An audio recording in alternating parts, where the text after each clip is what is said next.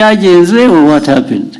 Ntago twize duhindura icyo yavuze nuko tutakivuze mu gifaransa ngira ngo cyanyacyo kuko na message utabisobanuye mu kinyarwanda ngo gihwanye n'igifaransa cyiza yavuze noneho ushaka intambara z'ubusa kweri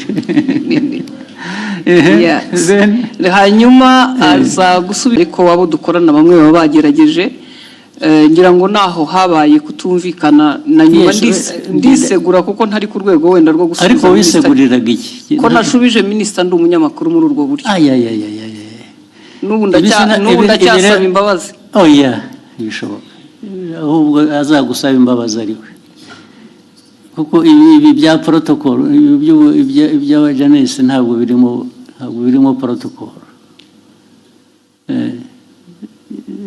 yes ndabona ushaka icyo kintu ndashaka kuko nabonye hari ugusaba imbabazi sinabyumva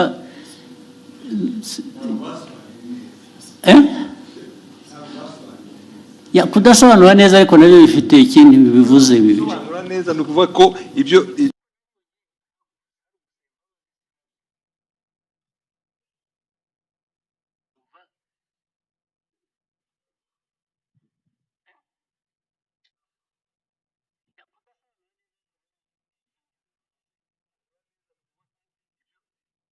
ibyavugwaga mu gifaransa sibyo byavugwaga mu kinyarwanda biratandukanye si ukuvuga ko ikinyarwanda cyari kibi oya ntabwo cyasobanuraga icyo igifaransa cyavugaga byanyuranye bite it was not opposite sinibuka neza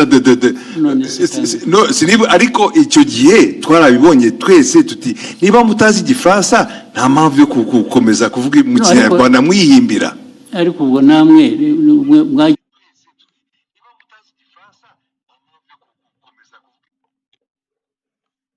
mwagiye mu rurimi gusa ntimwareba content nge ndashaka kumbwira content nyakubahwa unyemereye buretse content nuko cyanyuranyijeho niki yavuze iki ku buryo kinyuranyije n'icyo undi yari yavuze aho izo mvi zanjye zintaye kuko no ariko icyo nibuka icyo gihe kuko twese twabibonye icyo minister nta makosa yakoze avuga ati hari ibyo gihe navuze mwebe musobanura mubwira abanyarwanda ibitari byo yes ariko ntabwo wavuga utyo gusa utavuga ibyo ari byo nawe muri aka kanya mu mbabari nizo urabivuga n'imbaraga ukagira ngo kuko hari substance hari na form hari content na form content ya misrepresentize ni iyi ariko the form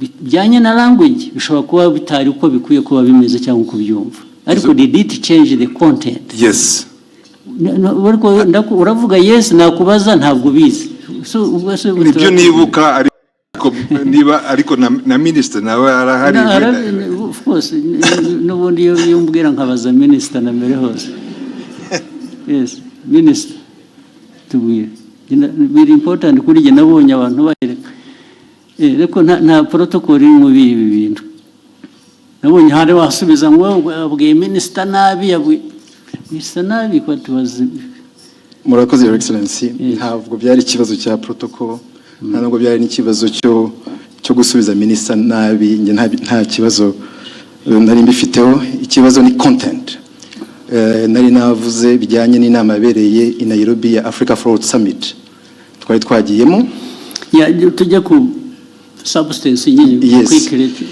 kuko guverinoma ya Kongo yaravuze yuko ngo mu nama ngo bavuze ko u Rwanda rwabateye bakabibwira bari mu nama kandi iyo nama ntabwo perezida wa Kongo yari ayirimo yaje irangiye bazanye umukandida wa muri francophonie so abanyekongo ibyo bavuze nibyo bitari byo hanyuma ndabivuga muri tweet mu gifaransa mbabwira ko ibyo bintu mwavuze ko abanyekongo ibyo bavuze atari byo hanyuma rero mu kiganiro na Scovia barimo bagerageza gusemura barabiquestioninga byose bande ibyo navuze barabiquestioninga yuko muri ikiganiro Scovia n'abandi banyamakuru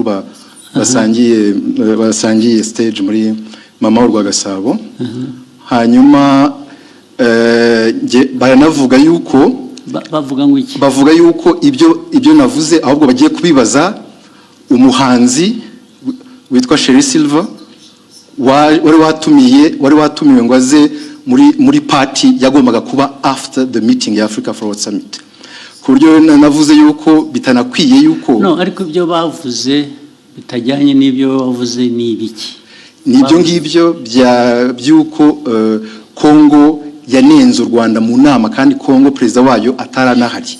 Ibyo nibyo navuze bo baranabiquestioninga. Baranabiquestioninze cyangwa babiripotinze ku buryo butari bwo. Babiquestioninze ibyo navuze. Bavuga ko ahubwo baza no kubaza umuhanzi. Babiquestioninze bavuga ko ibyo wavuze bitari byo nicyo cyangwa ko bitari byo, ko bitumvikana, ko ahubwo baza kubaza uwo muhanzi ko ari wewe uza kubisobanura. Ikitarumvikanaga ngo nikize. Nibyo nanjye nibaza kuko ibyo navugaga byari clear, kuko Kongo yavugaga ko ngo batunenze ko mu nama ya Africa Forward Summit kandi Kongo itari nahari. Baraje ariko ibyo ni Kongo yabivuze. Ibyo ni Kongo yabivuze, ngewe ndabinenga muri tweet mu Gifaransa. Hanyuma ahubwo bo barananenga bavuga ko bidasobanutse ibyo ndimo mvuga. Bitasobanutse meaning what? Ko ibyo mvuga nenga Kongo ko bitari clear kandi ari nge wari uhari muri iyo nama. Ibyo navuze byari bisobanutse kandi ari ikintu kimisinga aho ngaho ntumva neza. Bakwandika bavuga ngo ibyo bavuze si byo, bavuze ibyo bo kuri bo bakuvugiye ibyo wavuze se bitari byo. Oya, barabiquestioningaga yuko ibyo mvuga bitumvikana. Best ku bintu ntanumva kubera ko it was clear ibyo navugaga byuko Kongo ntabwo yari mu nama nishobora kuvuga. Babiquestioninze bavuga se ngo Olivier arabeshya, ntabwo biri ari byavuze cyangwa yavuze bashatse kuvuga ibyo wavuze ariko babivuga mu buryo butari bwo, batanga indi content wawe. Bavuga ko ibyo mvuga bitumvikana, ko ngiye ibyo mvuga nka Minister wa Foreign Affairs wari muri iyo nama, ko ibyo mvuga bitumvikana, ko ahubwo bagiye kubaza umuhanzi utari no muri iyo nama. Umuhanzi se bamubarizaga iki? Kubera ko yari yatumiwe muri party yabaye nyuma y'iyo nama.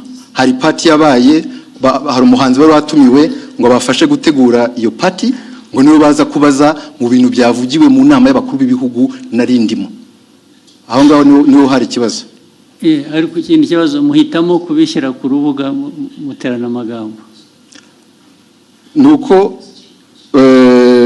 hari hashize n'iminsi mubwira ibyo batagiye basemura neza, mwandikira akamubwira ko babikora, nyuma bakongera bagasubira bakabidistortinga. Ibyo byaje kuba noneho bitari interpretation.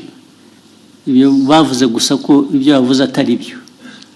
Ko atari byo, ko babiquestioninga. It is very intriguing. What is it? Nyakubahwa, murakoze kongera kumpa umwanya. Abandi mwari kumwe icyo gihe ni bande mbese? Ni abanyamakuru dukorana, ntabwo bari hano. Twari mu kiganiro dusangira amagambo magufi turebe turangize. Icyabaye, leta ya Kongo yavugaga ko bari bahari nk'uko nyakubahwa minisitiri yari yabavuguruje, nawe akavuga ko batari bahari. Noneho mu kiganiro, kuko abari talk show atari kuvuga ngo turasoma amakuru kwa kundi twihuta. Ni ikiganiro mwakora? Ni ikiganiro, noneho tubiteramo urwenya, turavuga tuti se ko tutariyo nk'abanyamakuru, Kongo ikavuga ko ihari, u Rwanda minisitiri akavuga ko adahari, turaza kubaza uwo muhanzi twabonye we yaranahara tubwira ngo yarashinzwe protocole kuko yagaragaye yifotoza muri iyo nama na perezida w'Ubufaransa ari nawe. Mwibaza ngo noneho icyabaye niki? Twibaza ngo niki, turaza kubaza uwo ni utari ku ruhande rwa Kongo ntabe na minisitiri ashobora kutubwira ko yamubonye cyangwa atamubonye. Tubivuga dutyo turagenda. Nyakubahwa Perezida wa Repubulika ngira ngo ikibazo cyaje kuba ubwo nyakubahwa minisitiri yazaga kuri Twitter akoresha imvugo igira iti Madame Scovia Mutesi, ikiganiro cyanyu kiratera urujijo mu Banyarwanda. Inyandiko yanjye yanditse mu rurimi rwumvikana. Ubutaha muzashaka umunyamakuru uvuga neza Igifaransa asemura inyandiko nk'iyi uko bikwiye mbere y'uko muyiganiraho. Nibiba ngombwa muzabaze. ya ariko urumva mwese mugira ngo mufite muzambaze sorry uretse mufite ikibazo Olivier ko avuga ko minisita avuga ni nkaho bavuze ngo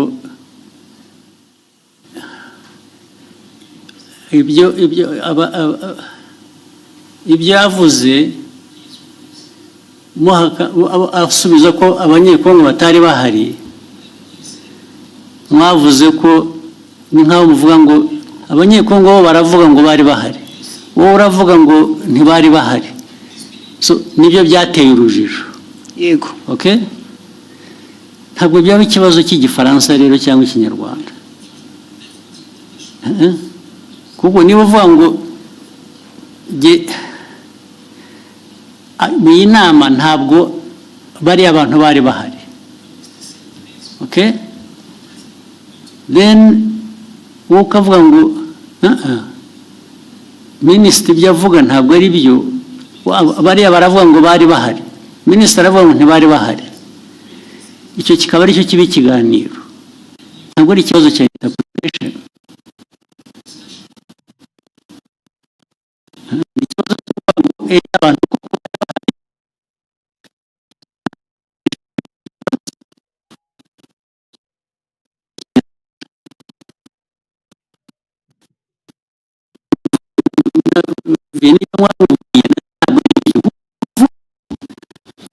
bavuze nk'abahakana ko ibyo batari byo kubera ko wavuze ko batari bahari abanyekongo kandi wenda ntibari bahari ariko bo baravuga ngo ariko reka tubaze abanyekongo bo barabivuga nk'abari bahari ubanza bari bahari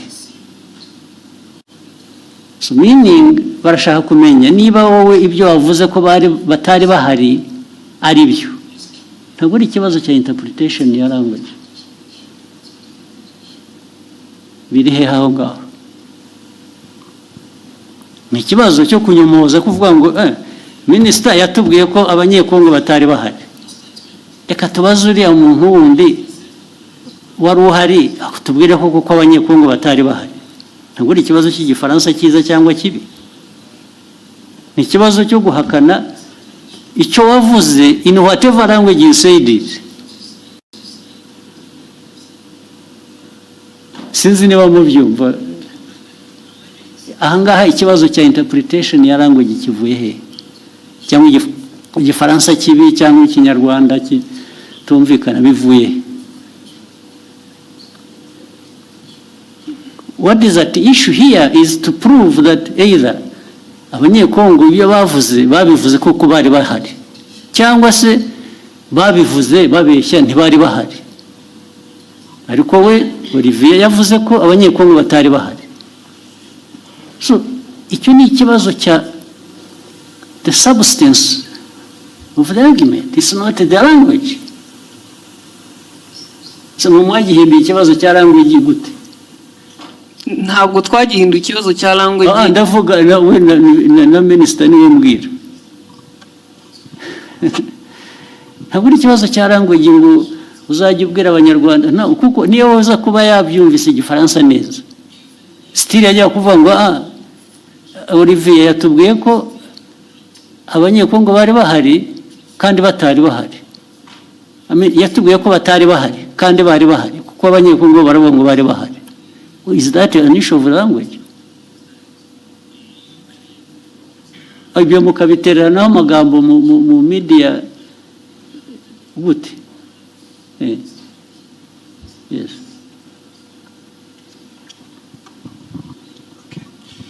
mwakoze kutwemerera kuba dufite telefone nitwa Mutuyezo Oswald byose narabikurikiye ndetse nanjye nagize comment kiraho minisita aranyandikira kuko navuze ngo bakwiye kuba babiganiriye mu gikari bitari ku Karubanda minisita arambwira ati byari maze kuba byinshi nge uko nabikurikiye nkanabisesengura impamvu minisita yazanyemo ikibazo cy'igifaransa ni impaka n'indende ntabwo ari kiriya gice cyonyine hari ukundi babisemuraga ukumva harimo amakosa ntekereza ko rero mubabaje njye mbona hari ababirigi nibo babazwa nta nubwo bababajwe rero na content n'ukuri either abantu babajwe na language yego mu buryo basemuraga birashoboka ko ni isesengura ryanjye minister atekereza ati ubwo niyo conclusion bakoze ishingiye kuko baba batari kumva neza ubutumwa mpagurutse ngira ngo nkemure iki kibazo n'umuntu yandikira arambwira ati ndabizi ko wabikurikiye saba ijambo ukemura ikibazo noneho iyindi interpretation kari akantu ka Sheryl Silver Mutesikove yagakubisemo nk'uwiterera urwenya ntabwo byari ibintu biremereye ariko minister aravuga ati mama Rwagasabo yarakurikirwa cyane aba bakurikira bakeneye amakuru atomoye azirurujije ariko amakuru yarari aho ngaho nayahe ko nta kira kibazo cyari gikomeye ko Perezida wa Repubulika kumva abanyekongo bavuga ko perezida yarahari kandi yaraje byarangiye ndavuga Tshisekedi so noneho we minister yari itonze ashishimura message azingwa arabwira abanyekongo noneho babazwa no kubona n'abantu baje bagasa nk'abayigabanyiriza ubukana ariko ni ibintu bashoboraga gukemurira mu kikari so ni ibyerekana yo gutinda ubwo bavuga kubikemura nge ntabwo ndabona ikibazo cyari kibanza ariko mwarabuze akazi muri nkora gusa ariko n'aba ministers mwajya muri iyo argument harimo iki ko ntaracyumva n'ubu Albert wahoze kuvuga cyane muzirukomeye we substance aho ngaho yabaye yihige ko nayumva yazanye intambara mu bantu bakayiki batuwazi nashatse nantuza ndanayibonye wa mugani byatangiye ari uko abanyekongo ubwabo batangaje inkuru itari cyo kwa kundi ibyo okay so noneho minister arabasubiza babwira ati ibyo mwavuze sibyo nta nubwo perezida yari ahari exactly hanyuma muri interpretation noneho uko yavuze ati iki kiganiro cyanyu kiratera urujijo urujijo rwatewe n'uruhe mbese bari urujijo mu banyarwanda inyandiko yanjye yanditse mu rurimi rwumvikana ubutaha muzashake umunyamakuru uvuga neza igifaransa so ni interpretation y'igifaransa yari yanditse bo batangiye ku ariko minister we iyajya kuri content agasobanura icyo bakosheje bikava mu rurimi kuko issue ntabwo ari ururimi hano issue ni content yuko bamwe muri abo bantu badiscussing ari side ya minister ari abanyekongo ari abaganiraga hariho wa ministry presenting the facts exactly ntabwo ari ikibazo cya language ariko no ikibazo kirimo kuko we icyo yashubije kuko niyo mpamvu minister avuga ati mukwiye gushaka abantu basisimura igifaransa neza mu kinyarwanda so uko basasimuraga ntuza igifaransa mu kinyarwanda babwira the public audience ubwo icyo yakemuraga ni minister nuko cyagomba gukemura ni ikintu kimwe gusa perezida yarari aho ngaho cyangwa ntiyari ahari ntabwo yari ahari ibindi byo ururimi wabivugamo rwose it doesn't matter ikimataringa ni fact yuko either abantu mu rurimi bavuga urwo rwose rwaba ari ruzima rutari ruzima baravuga ko perezida yari ahari kandi atari ahari niho substance iri gusa sure ariko ibyo ngibyo uvuga ni nkaho argument iri ku language it's not on the substance. The argument is nk'itangazamakuru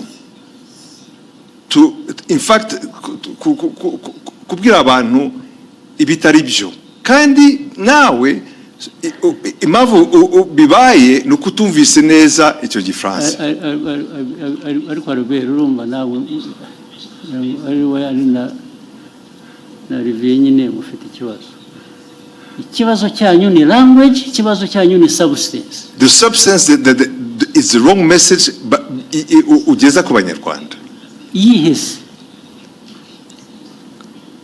iyihe yagejeje yo questioninga ibyo minister yavuze now question ibyo navugaga rero ubu noneho bitwayeho byari biri ya questionings ibyo minister yavuze waruhari now that becomes the substance kuri No, it's not exactly. Hari ahantu, Mr. President, Excellency, the problem is we agira ngo abanyarwanda bumve the substance uko yari imeze. Hanyuma mu itangazamakuru, mbere ko utangaza muri audience, ukwiye kumenya ko ibyo ugiye kubabwira ari byo. So wasobanukiye nabi ukabwira the audience the wrong message. Yababwiye. In fact, they were questioning even ibya minister. Why not? Okay. Why can't the minister's statement be questioned? No, okay, why not? Fine, let's take it. You question the minister. Fine. So, nibyo byabaye. You should be asking what I'm asking. Now if you a journalist agomba guconforming ku byo minister yavuze, it's not right. Okay, in fact, tuvuge nkanjye wabikurikiye icyo gihe. Kubera ko narinzi inkuru uko yari iteye. For me also I was saying kabisa mugenzi wanjye mu itangazamakuru ari haratangaza inkuru itariyo. That is my personal. Ariko yatangaje iki? Ko ya questionings, gutangaza no questioninga no kubaza uvuga ko ushaka kumenya ukuri. It's not ntabwo ari gutangaza. In fact, ni nkaho yemezaga ko wenda ibyo abanyekongo bavugaga byari byo. Ariko kandi yashoboraga kubikura berecisha make. Haraho ya byanditse muri iyo language, haraho ya questionings. Byaba mu cyongereza, mu gifaransa cyangwa mu kinyarwanda. Jewe uko minister avuze ibintu wari uhari nk'umunyamakuru nagendera kuri ibyo ngibyo. Kuki umunyamakuru wari wese abishatse atavuga ati ngiye ko biri ariko byabaye kubera ko undi yavuze ko atari byabaye, yaba ari uwo munyekongo cyangwa undi. Yeah. So ishu ni iyihe none? Ubwo we Olivier wumvaga ikibazo ari iki? Mwagiye mu mpaka z'iki ko noneho bigenda biba even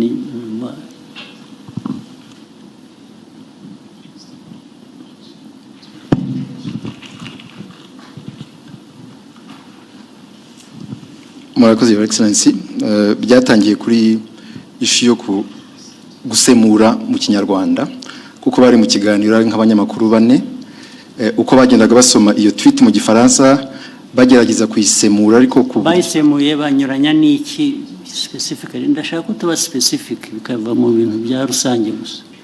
Barabisemuye batanga wrong impression y'ugute n'iki batanze distortings muri nk'urugero nabaha kuri ibyo bya Kongo ko yari hari cyangwa itari hari ku buryo hari ngira ngo Scovia yageze aranavuga ngo ariko ngo wenda bashobora kuba bari bahari ariko president atarahari, president wa Kongo, ariko Kongo yari hagarariwe. Kandi njye navuze yuko the chair was empty kandi byari byo. Chair ya DRC nta muntu n'umwe wari uriho, nta n'abantu bari bariho. Fine. Kubera ko wavuze akavuga atyo, icyo wajyaga kumusubiza ni ukumubwira ngo no, actually nta n'umwe wari uhari gusa. Izindi ntambara ubwo zasubiza iki? Nibyo nari navuze muri iyo tweet yuko the chair was empty. Nibyo. Ariko erega nta muntu wowninga facts cyangwa ukuri ngo iyo yavuze nta ugira icyabaza. Wabivuze ni nabyo, ariko somebody expressinze ko ashaka kumenya ko ibyo ari byo. What is wrong with that? Ikibazo cyari nuko it was even questioning a fact. It was not even my opinion. It was a fact. Questioning what? No, it was your opinion, much as it was a fact. Kuko niwe wari wabizanye.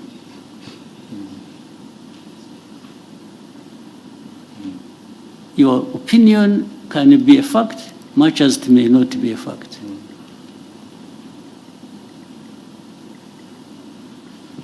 Your opinion is not always a fact. Nobody, this is why I'm telling you, nobody owns the fact. And that's why journalists, as we know it, nubwo mujya mutunenga ahubwo twebwe ntabwo numva ko iyo umuntu yavuze ikintu kubera ko ari minister byanavuzwe ko ari minister, so nobody says anything kubera ko byavuzwe na minister. How? So your exchange is flawed. It's not right. You didn't even, if you really wanted to act even as a minister, you wouldn't have had this exchange like the way you did. Niba ari ukugiye kujya udiringa n'aba journalists, then there is a problem. So byabanje kuba ko ari interpretation ya French n'ikinyarwanda kuko ni nabyo wanditse ni nkaho babubwiraga ko bakwiye kuba bazi igifaransa kizima kitari icyo so byavuye no kuri substance byagiye muri ibyo ngibyo birimo iki nka minister cyo bibonamo ni iki none.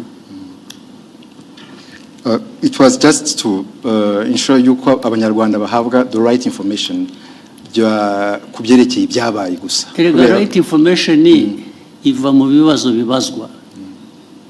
If they are asking you and you can substantiate what you are saying, abanyarwanda they are benefiting. Another time actually they may question you and find what you said was not right. Still abanyarwanda will benefit.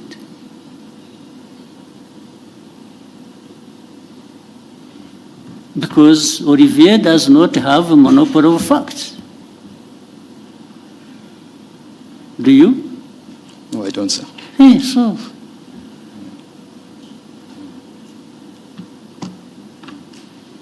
Why would you behave in exchange as if you own the facts? Na Albert wagusapotingaga bimura namubaza ko bati nabyibagiwe ati ntabwo numva mbizi ubwo se what is the argument?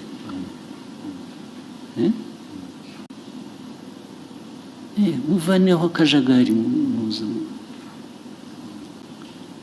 So you ask what you actually what concerned me why I raised it. I saw him her apologizing and I thought she didn't have to apologize. Apologize for what? Nasabye imbabazi kubera ko ndi umucuruzi mfite televiziyo minisitiri kuvuga ko tutize dufite ibintu bitameze neza nshobora gutakaza isoko nagombaga kujya mu ruhande rumeze rutyo ariko kuri jewe waritakaza wa apologizing when you apologize babona nasabye imbabazi nabo bambabarire there was absolutely no reason to apologize. None. In fact, Olivier, minister should have apologized to have even himself gone into exchange with the journalist over this nonsense. This is absolute nonsense.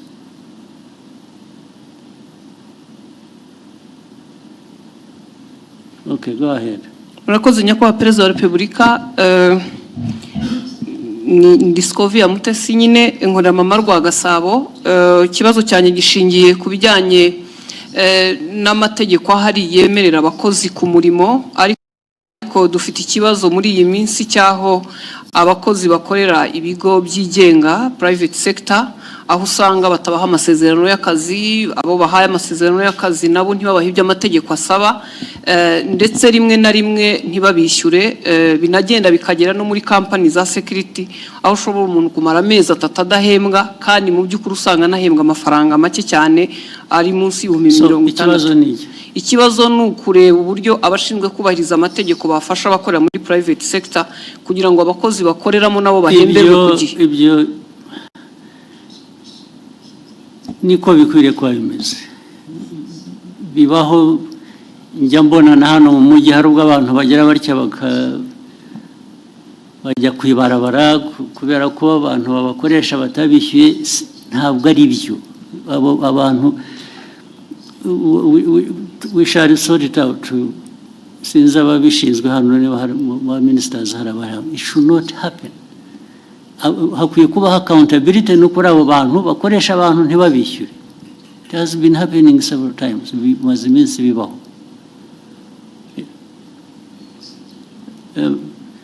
Minicom uri hano cyangwa n'abandi abantu kutishyurwa bikarinda bivamo inshuro bibaye murabizi.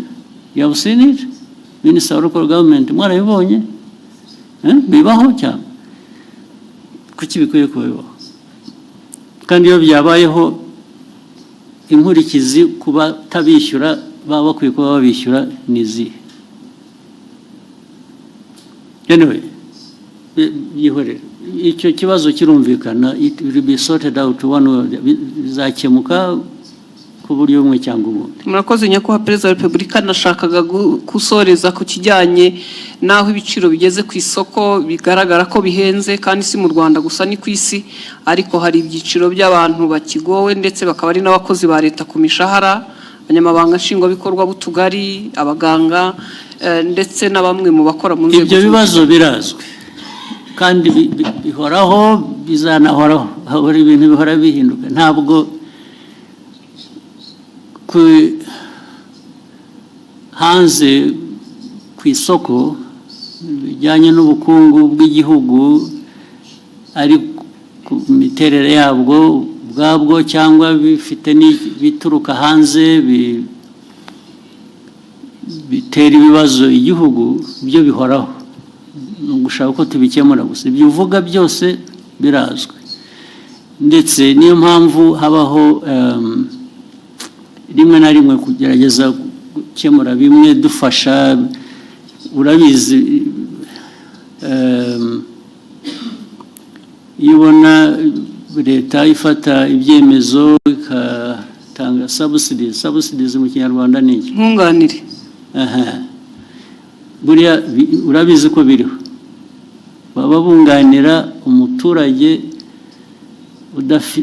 bazi ko nabo kandi ntibamwunganira bihagije, bamwunganira bijyanye n'ubushobozi, kuko hari ubushobozi igihugu kiba gifite kikunganira abantu uko gishoboye cyabitanga byose. Ibyo rero uvuga byo rwose birahari. Urebe mu gihugu hari ibijyanye na igiciro cy'ibintu byose n'igiciro kigenda ku ifaranga wagujije, cyangwa ibijyanye n'ibiciro ku masoko by'ibyo kurya. Urabizi ko byazamutse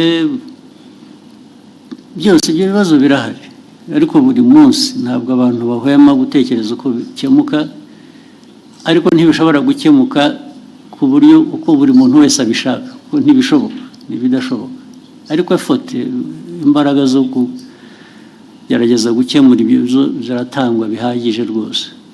Niyo mpamvu ubona ku giciro cya peteroli na diesel bagira batya, tugashaka uko tworohereza abantu, bikanga bikajya muri transport, igiciro cyayo ukuntu bizamuka. Ariko buriya tudakoze izo interventions, tutagiye tugerageza gushaka uko kunganira abantu, biba byikubye nka kabiri cyangwa na gatatu. Munyemere ndasoreza ku kijyanye n'isuku. Umujyi wa Kigali muri iyi minsi hari ikibazo cy'aya mazu manini yuzuye maremare dukoreramo cyangwa se n'ibindi, bisa nkaho wagira ngo ntihubatse uburyo bwo kurekura amazi ayivaho cyangwa se umwanda, ku buryo bigera ku mugoroba ukumva mu mujyi wa Kigali ntabwo hafite impumuro mbi, mu by'ukuri ugasanga ntabwo hahuye n'ishusho umujyi wa Kigali cyangwa u Rwanda ku bijyanye n'isuku. Icyo ni ikibazo kigomba kizakemuka. Minister wa Local Government wacyumva, na Mayor n'abantu ba infrastructure. Mwe ntimubizi, ugomba kubyumvira hano mubibwiwe mwari mubizi. Kuki bidakemuka? Ugomba gukemuka uburyo bumwe cyangwa ubundi. Gukemuka babwira abantu kubaka cyangwa gukora ku bikorwa, cyangwa se abantu hakaba penalties zijya mu gukemura ibyo bibazo nabyo vuba na bwangu bikurikira. Thank you, Excellency. With your permission, may we take a 15-minute break? I don't mind. Thank you, sir. Then we start with somebody here. When we come back? We'll come back anyway. Let's have 15 minutes and then we can go until tomorrow. Thank you, sir.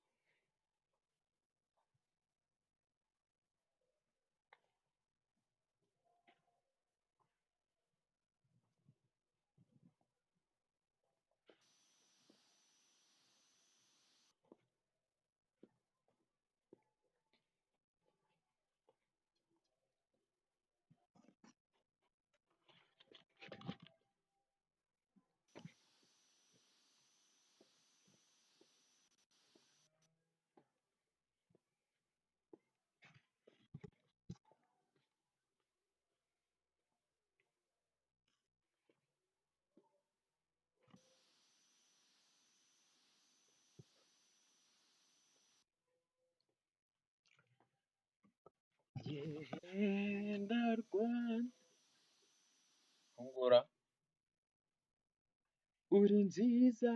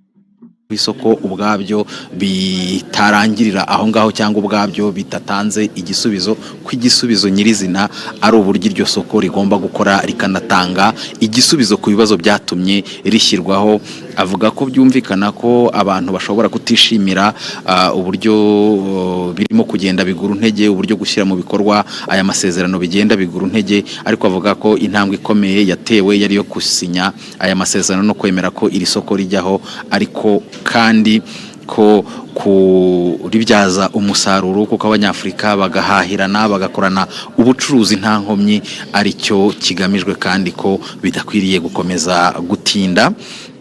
Perezida Paul Kagame kandi akaba yanasubije ku bindi bibazo yagiye abazwa, cyane cyane ndibanda ku byo yagiye agarukaho yabashijwe mu ndimi z'amahanga by'umwihariko mu rurimi rw'icyongereza.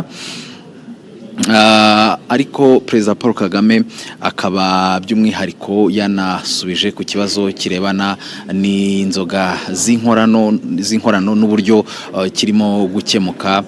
Akaba yagaragaje ko mu by'ukuri ari ikibazo gikomeye ubwacyo kubera ingaruka gifite ku buzima bw'abantu.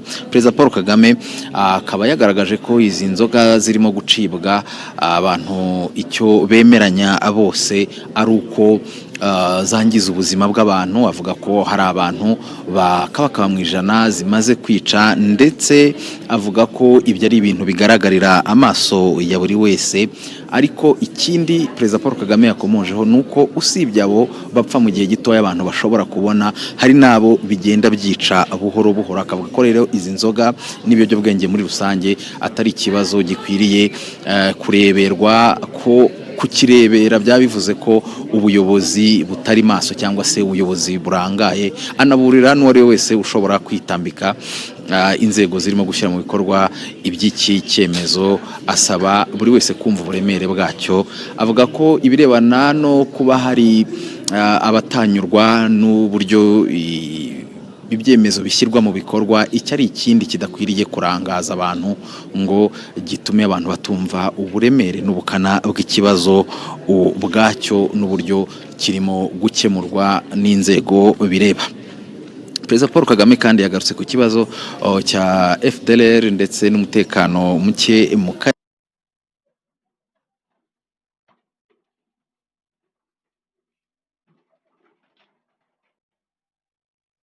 karere. Avuga ko mu by'ukuri uburyo iki kibazo gikemurwa n'abo bireba, cyane cyane umuryango mpuzamahanga, mu by'ukuri bitanga igisubizo n'umuturambye, kuko kugeza amagingo aya ngaya nta kugaragaza ubushake bwo gukemura ikibazo bahereye mu mizi. Avuga ko umuryango mpuzamahanga na Repubulika ya Demokarasi ya Kongo aribo ba mbere babazwa iby'iki kibazo, ariko icyo yongeye gushimangira nuko u Rwanda rwo rudakwiye kwikorezwa umutwaro w'iki kibazo kubera ubushake rufite n'inshingano nk'igihugu rwo kurinda umutekano warwo ndetse n'abarutuye. Avuga ko u Rwanda rwifuza amahoro kandi ko ruzakomeza kuyaharanira, ariko ko kurinda umutekano n'ubusugire bwarwo byo bitagibwaho impaka. Icyo yagarutseho nuko gufatira ibihano u Rwanda ntacyo bikemura, ahubwo ari ukongera ibibazo mu bindi. Avuga ko mu by'ukuri iki ari ikibazo abantu bakwiriye kumva ubukana bwacyo bakacyumva mu mizi kugira ngo gikemuke, ariko ko mu gihe umuryango mpuzamahanga utari wagira icyo ukora cyangwa se mu kugikemura ukagikemura nabi, u Rwanda rwo ruzakomeza gukora ibirureba. Yavuze ko abarwanyi ba FDLR birirwa bataha buri munsi batanga ubuhamya bw'uburyo iyi FDLR ikora n'uburyo ikorana na leta ya Kongo n'uburyo ari ikibazo ku mutekano w'u Rwanda. Avuga ko abahagarariye ibihugu n'imiryango mpuzamahanga bagiye batumirwa imutobo bakajyayo bakumva aba bahoze ari abarwanyi ba FDLR, ariko ko ibyo birangira ntacyo bifashije mu kumvikanisha neza iby'iki kibazo. Avuga ko mu by'ukuri uko imiterere y'isi imeze muri iyi minsi n'uburyo iyobowemo bisaba buri wese kuyumva gutyo, by'umwihariko u Rwanda ko rubyumva neza kandi ko rutazahwema kwirwanaho nk'igihugu gitewe ikibazo n'uburyo isi ikemura iki kibazo. Ikindi Perezida Paul Kagame yabajijweho ni ikijyanye n'u Burundi. Avuga ko icyo umunyamakuru yamubajije cy'uko perezida w'u Burundi aherutse kuvuga ko impamvu umubano w'ibihugu byombi utari wasubira mu buryo biterwa no kuba hari ibyo u Rwanda rwemeye mu masezerano ibihugu byombi byagiranye ruyubahirize. Avuga ko u Rwanda nta masezerano namwe rwigeze rugirana n'u Burundi ngo rureke kuyubahiriza, ahubwo yibutsa ko we yigeze kugirana ikiganiro na mugenzi we w'u Burundi akamubaza kubirebana n'uruhare rw'u Burundi mu kibazo cy'umutekano muke mu burasirazuba bwa Repubulika ya Demokarasi ya Kongo n'ubufatanye bw'icyo gihugu ndetse na FDLR. Aramuhakanira avuga ko rero icyo ari cyo kinyoma ahubwo kuruta icyo kuvuga ko u Rwanda hari amasezerano rwagiranye n'u Burundi ntiruyubahirize, ariyo mpamvu ikibazo hagati y'ibihugu byombi mu mibanire yabyo kidakemuka.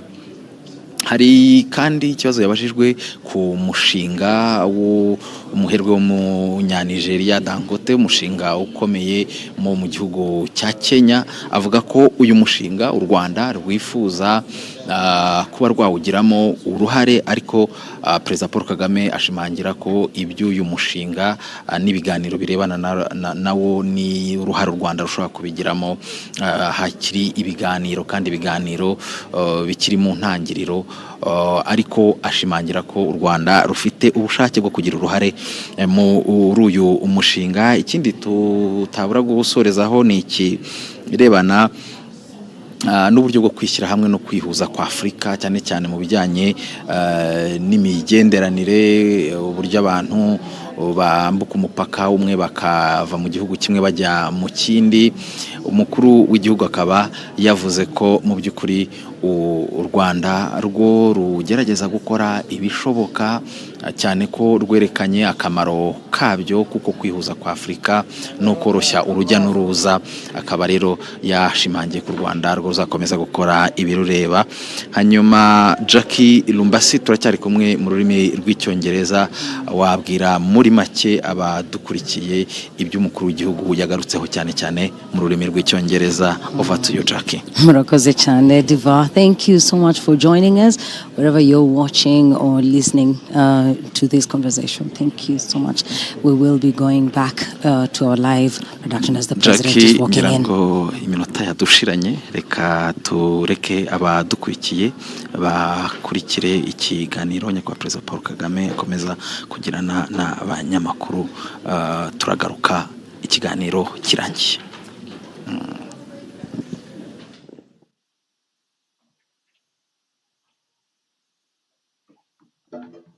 Excellency.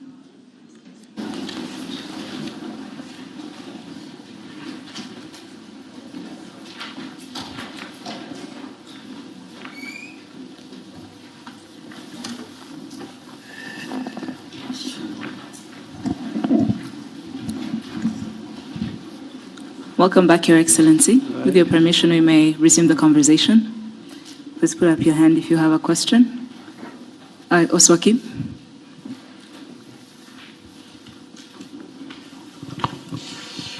Murakoze nyakubahwa Perezida wa Repubulika, nitwa Oswald Mutuyezu, nkora kuri Radio 10, aho nitwa Oswald Oswakim. Ndagira ngo bazi ikibazo kirebana n'ibikorwa remezo iby'amazi n'iby'amashanyarazi. Urebye intambwe yatewe kuva u Rwanda rwavuka bundi bushya ni nini cyane, nko ku mashanyarazi arabonye ntero rwenyine.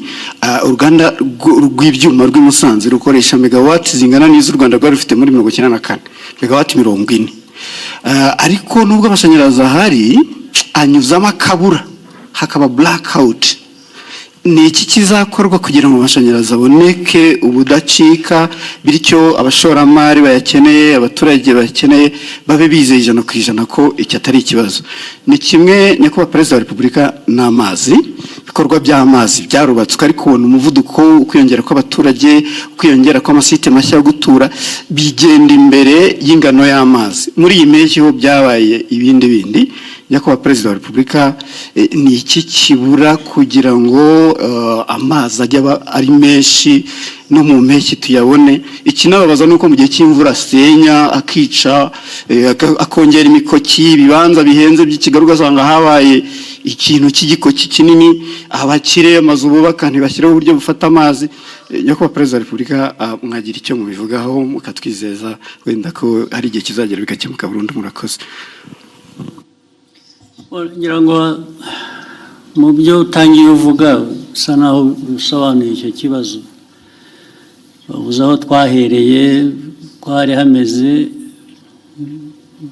hagomba kuba hatandukanye n'ubu ngubu uko hameze. Ni ukuvuga ngo ni investments zigomba gukorwa, ariko nk'uko nigize kubivuga nsubiza ikindi kibazo, ibyo twifuza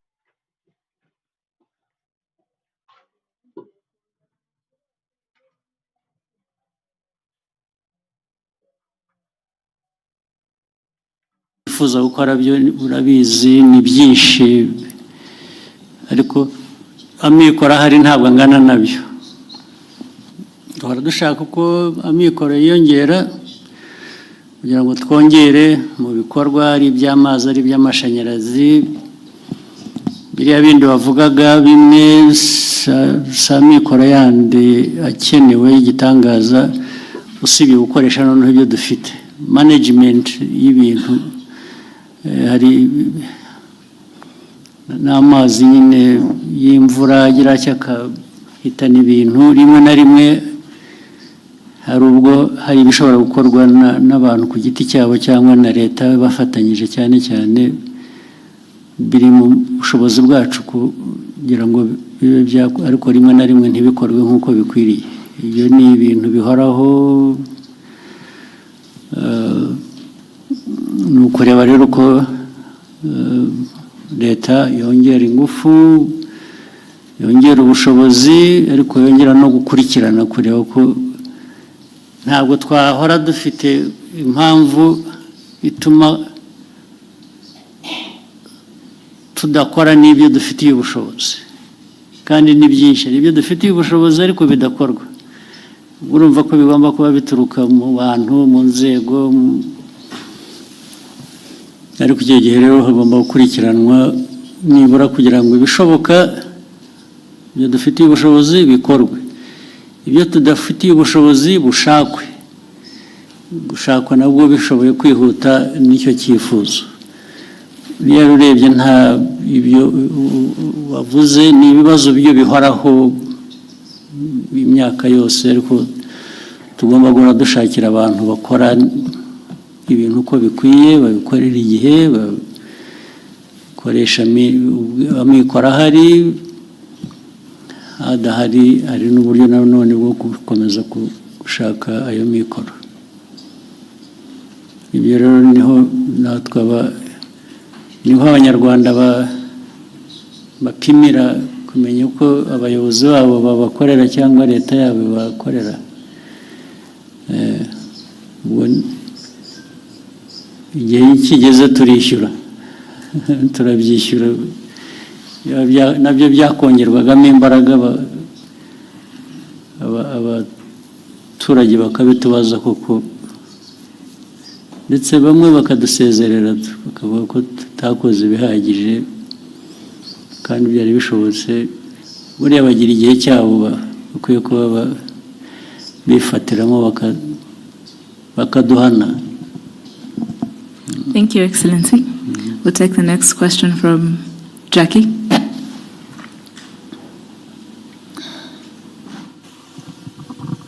Thank you very much, Your Excellency. My name is Jackie Lumbasi from RBA. Seeing as we have a good representation of the continent in the room, Your Excellency, you have always argued that the African continent is not short of resources or capable people. Sometimes our problem is how we view ourselves, how we think of ourselves. And you even mentioned earlier, some of those problems are self-inflicted. Your Excellency, Rwanda is set to host the Africa Mindset Reset Forum. As we host this forum, I'm wondering, in your opinion, not to speak for any other person, in your opinion, what is that mindset that you want to see Africa change? And when we change it, what do we replace that with? Thank you, Your Excellency. You want to preempt my discussion? Why don't you wait just another few hours and tomorrow we will be together. I will tell you what I think, so that I avoid repeating myself. Right? Actually, part of it I have already said when I was answering some questions earlier. But the mindset, as we know it, is, people talk about planning, they talk about policy, they talk about vision. All those are very, very important. But the mindset seems to be that glue that connects all of them. And the mindset makes these components work well together. So let me leave it at that. The rest you'll hear from me tomorrow. But mindset is important, and Africa has to do something about it. It has to think of how our mindset changes, and we leverage all the opportunities we have and capacities. They are there. But the mindset lacking creates a lot of problems for us. Yeah, you can have somebody, imagine, you can have even a country, let's say like ours. The leadership, the behavior of that leadership, matters a lot in how do we deliver on certain aspirations or promise. Remember long ago, just a quick example here, well, like in many other places, but let me talk about here. Many years ago, we really had the people, including those like in your category, those who are here, who would not do much that they could have done,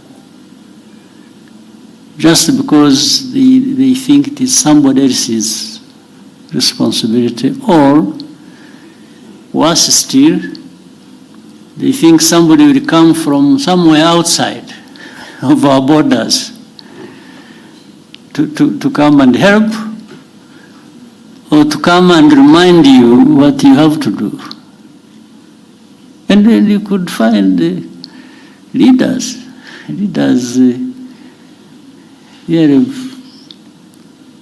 so deficient in this area, where they would just and adoring others for what she or he could have done himself. That's a terrible thing about mindset. Even when all the means are there, you still want somebody to remind you what you should be doing, or to instruct you, or you even feel you are accountable to the other one. I mean, about your own business, which really amounts to a shame in a way. So let me stop it here. Thank you, sir. Go ahead. We'll take the next question at the front. Israel.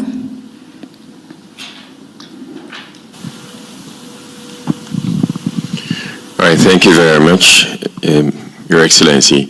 My name is Israel Laye, and I am a broadcaster. I've been working as a broadcaster for 27 years, but I'm here at the behest of InfluencerAfrica.com because we brought the content creators to Rwanda at the behest of ASG. And I want to say thank you for making it possible for us to be in this room. My question has to do with ASG as a co-founder of the Africa School of Governance. I want to understand what success will look like for you, as in for the establishment of ASG, what success will look like for you, let's say 5 or 10 years from now. Yeah, success is defined by the very things we talk about almost on a daily basis. So success for me is in some layers. The first layer is here. I'm talking about Rwanda. That's my main task. The other success is derived from knowing that Rwanda is not an island. It's part of the region, it's part of the continent. Rwanda's success without the success of others doesn't make much sense to me. I want to succeed where others are succeeding too. And, but therefore it means addressing those problems, some of which you have just mentioned here. Let's say we talked about trade. We talked about the continental free trade area, which should allow people to freely move across borders and goods and so on and so forth. So success for me is to see it working. On one part, it is working. For one layer, that is mine, the Rwandan layer, because we tried our best to say, okay, people, you should trade with us. We are making free, this movement free across our border, and we are allowing goods to come in. And so you should allow others to come to you as well, and each other. That's the way we should treat everybody. So success is about this, it's about transformation. We talk about improving the livelihoods of our people. But every day, whether you're crossing here or wherever, you see things that tell you there is still demand for that to happen, and probably faster. So that is, and the whole idea of ASG's, that African part, it's just to say, please, can we come together? Can we study together? Can we act together? Can we deliver together? Can we benefit together? So the whole idea of having such an institution is really to remind ourselves of our honorable but heavy task of making progress. Success is about making progress in things you have identified that matter to that success, and there must be a way even of measuring that. So, in a nutshell, for me, that is how and if the institution can be part of that,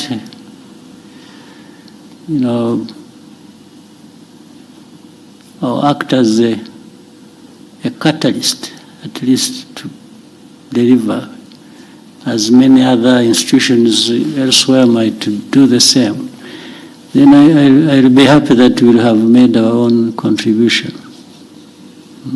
Thank you, sir. We'll take the next question. Vincent?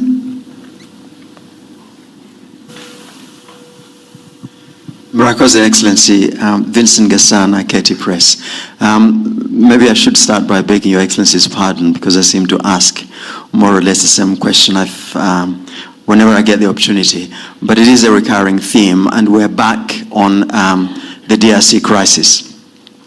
So it is beginning to look incredibly difficult, if not impossible, to avoid the conclusion that the influential, powerful nations of the West are intent on directing attention away from the underlying causes of the crisis in the DRC. It's gone as far as a rather astonishing comment within the latest group of experts report that Rwanda, quote unquote, sponsors armed groups. They never say which ones they are.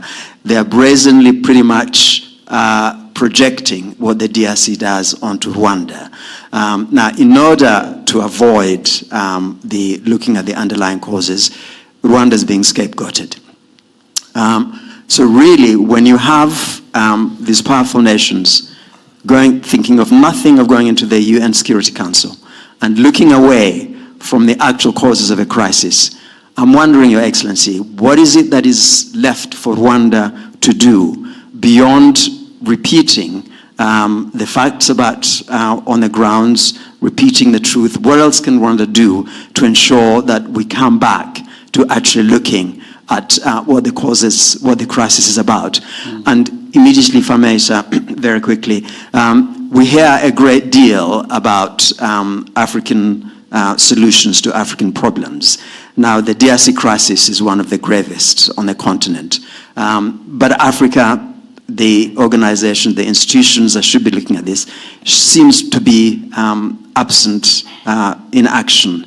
So again, is there something that can be done to bring the solutions back to where they belong, and rather than outsourcing them to people who seem to have deaf ears to what really the solutions to the crisis are? Thank you very much indeed. Thank you. Well, I think it's all well put, and just to say, what does Rwanda do about all this? First, survive and thrive. We have to make sure under whatever circumstances we stay intact. We still can survive all this and live by our right to live. Our right to live cannot be taken away by anybody, including the powerful West. You cannot take it away and from us.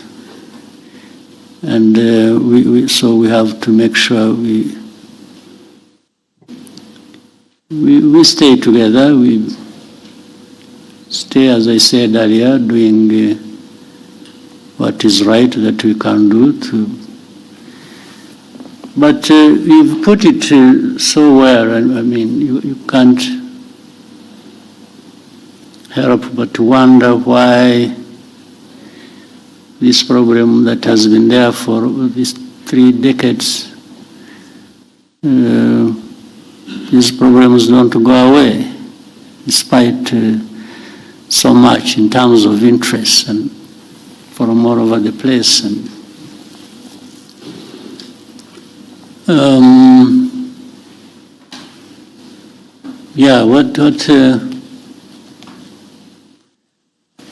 but we remain the course and keep contributing to what can find a solution, help us find a solution, and I mean, some of the things you've said, and I'm glad you are the ones who You are the one who said it, not me. Because when it is me, then it is another problem. But I build on what you just said so accurately. And let's see if we look at the composition alone of the so-called group of experts. The composition